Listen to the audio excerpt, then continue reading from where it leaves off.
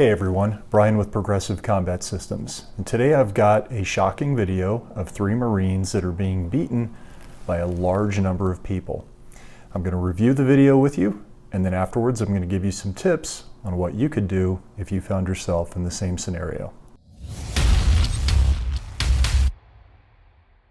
In this violent video, you see 2 Marines on the ground in a fetal position, being kicked multiple times in the head and upper body by a group of teenagers and young adults. If you find yourself in a situation where you can't escape and you just simply cannot win, getting down in the fetal position, tucking your knees, tucking your head, tucking your chin, putting your elbows in front of your face, hands on the side of your head, it's the safest position you can be in. One of the injured Marines describing what happened, saying he and his 2 friends, fellow Marines, were enjoying time off from Camp Pendleton at their favorite spot near the pier. Seen around 40 people showing up on the beach and lit off fireworks, and debris hit him in the face. If you are out and about and you see a large group of people acting unruly and disrespectful, that's your cue to leave, because nothing good is going to be coming soon. They were lighting off fireworks, they were being belligerent, they were being obnoxious and annoying other people, so we went up to them, told them to stop. Hey look, no shade to these Marines. They did what they thought was right. Well, I think the guy got hit in the head with a firework. He has every right to be upset. But the reality is, you see a group that's acting disrespectful and unruly and you ask them to stop. I mean, honestly, what do you think the response is going to be? They're already showing you that they're disrespectful and unruly. Best thing you can do, avoid the situation.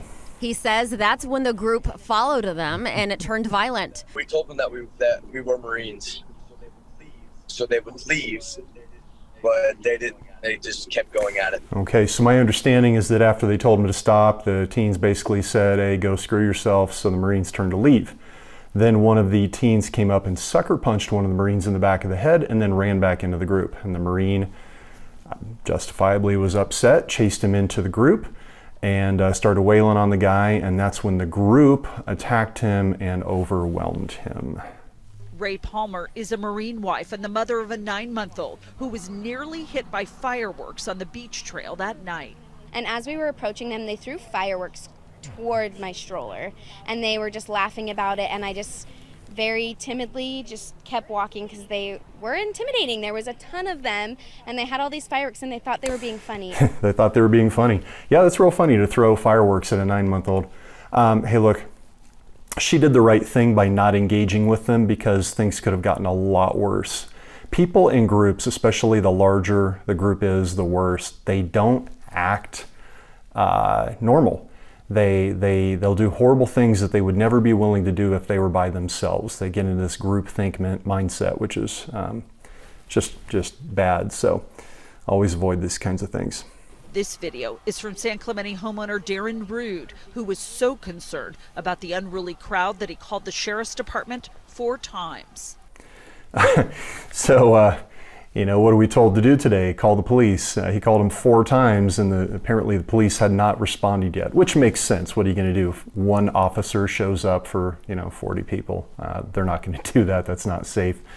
So, look, the smartest thing that you could do is get to a safe place and call the police. Don't stick around in a location like this. The average police response time is over an hour in most major cities. Get the heck out of there. The Orange County Sheriff's Department is working to track down the suspects. This is considered an assault with a deadly weapon because of the amount of suspects that we are investigating. The weapons that were used were their feet while these victims were on the ground. So regardless if the victims choose prosecution or choose medical attention, the Sheriff's Department is going to investigate this to the fullest and try to determine who the suspects are. Yeah, hey look, hey kids, this was a lot of fun for you, right? You could face felony charges, which would include prison time, and the rest of your life is ruined because now it's difficult to get a job or find a place to live. If one of those Marines had died or been seriously injured, you could get felony manslaughter charges. It could really, really ruin your life. What's the moral here? Assuming, some of these folks are under 18, parents, raise your damn kids. If you're not going to, who's going to? The public school system? Really? Who's going to teach them about honor, honesty, humility, the difference between right and wrong, and saying no to peer pressure if it's not you. That's your responsibility. According to the Sheriff's Department, 5 local kids have been booked into juvenile hall. Okay, so they've got 5 of them, and once again, I don't think any of the Marines are badly injured, so odds are the charges are going to be plead down to something less, but if something bad happened to one of those Marines, those kids, their life is over. They are now a felon. Look, here's the deal, folks. Avoid stupid people and avoid going places where stupid people are, whether that be parties, and certain types of concerts, certain types of venues. You got to use your head here. If you have friends that do stupid things, get better friends. If you have friends that do stupid things, you should probably do some self-reflection, because that might mean you have a little bit of stupid in you that you need to get rid of. So, is a scenario like this winnable? Yes, it potentially is. Keep in mind, there are a lot of variables, and I couldn't possibly cover all of them here. When you get a large group like this, you got to realize they don't act how they would normally as individuals. They get into this emotional frenzy, and they're acting crazy. Your job is to cause someone or someones to be injured so badly that the ones who would not normally want to fight see that and decide they don't want to wind up like that. That'll get them out of that frenzy. Let me tell you about a story that I heard a while back about a Chicago police officer. I believe this happened back in the 70s. This was an officer who walked the beat back when they actually used to walk around, and this was in a pretty bad gang-ridden neighborhood. Apparently he had arrested a lot of the people in this neighborhood for gang violence. 2 of these gangs that were rivals hated this police officer more than they hated each other. So they decided to get together and plan an ambush. They staged 2 of the rival gang members, just a one-on-one fight, and they knew that the police officer would be coming around this corner at a particular time.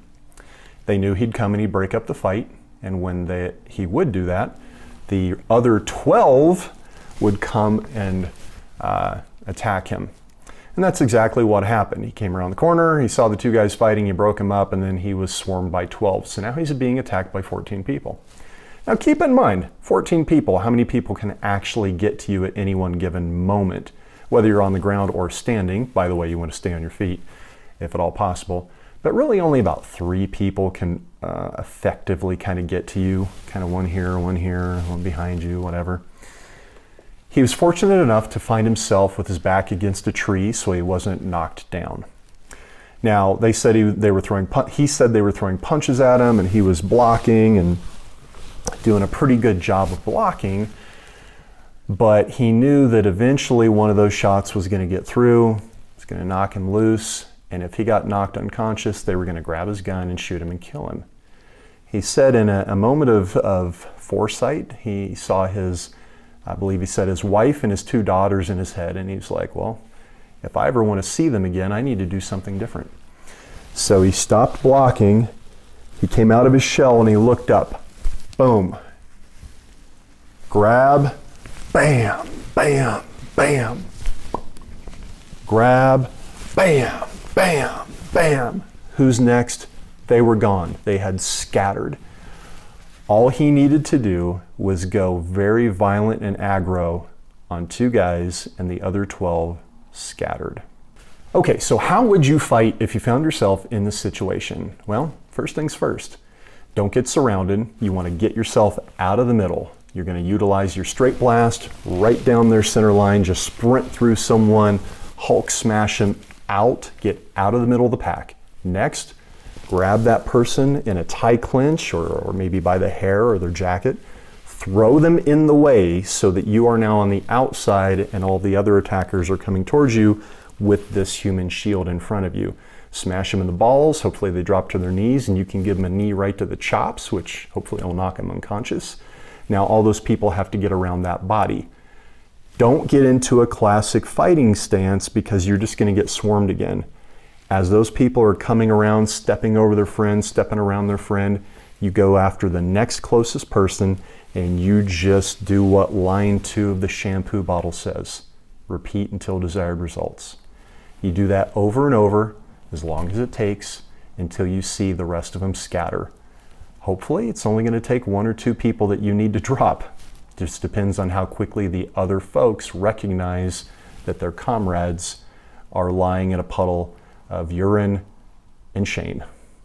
Now, of course, if you were carrying a legal self-defense weapon, once you get yourself out of the pack, now you have the opportunity to deploy that weapon, whether it be a concealed carry handgun or a knife or whatever it is. But I'm going to say this. Wouldn't it be better just to avoid this in the first place and avoid going places where stupid people go? Folks, it takes a lot more than just a good punch, a good takedown, and a good choke to win in a real violent situation like this. It takes street smarts, good judgment, proper tactics, and a lot of training reps. So go in there to a gym that teaches reality-based fighting, get your reps of dealing with stuff like this. If you liked today's video, leave me a thumbs up and put down in the comment field how you'd handle a situation like this. As always, hit subscribe and the bell icon so you're notified when future videos like this come out. Until next time, go get your reps, train to become a warrior.